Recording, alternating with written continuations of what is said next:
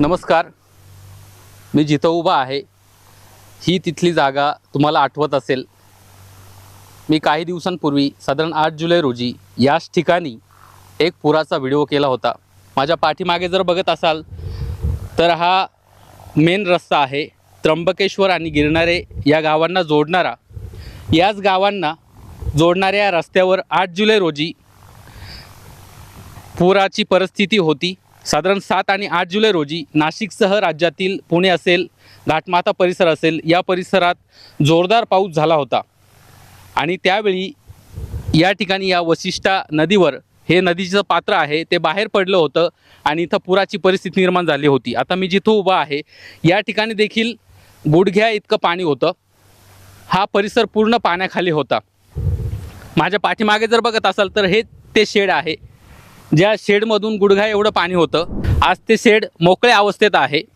साधारण 8 जुलै ते आज 14 जुलै साधारण 5 ते 6 दिवसांचा कालावधी आहे.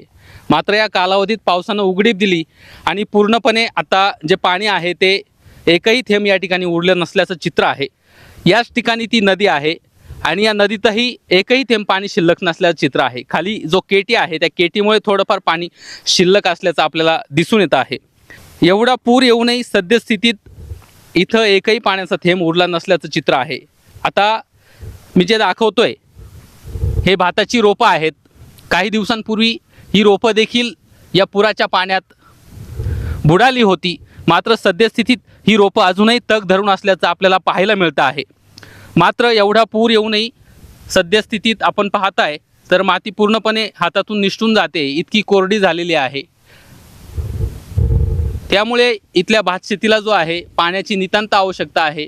आणि दुसरीकडे गेल्या काही दिवसात 4-5 दिवसात पाऊस खंड पडला आहे. त्यामुळे नाशिकसह राज्यातील बहुतांश जिल्ह्यांसाठी पावसाची आवश्यकता आहे. मात्र हवामान विभागाने देखील सांगितलं आहे की पुढील काही दिवस पावसाचा खंड पडण्याची चिन्ह आहेत. महाराष्ट्रावर कुठलेही ढग दिसून येत नाही आहे. त्यामुळे सद्यस्थितीत पेरण्या देखील खोळंबल्या आहेत. राज्यातील बहुतांश भागात पेरण्या खोळंबल्या आहेत आणि ज्या ठिकाणी पेरण्या झालेल्या आहेत त्या ठिकाणच्या रोपांना खऱ्या अर्थानं पावसाची गरज असल्याचं चित्र दिसून येत आहे.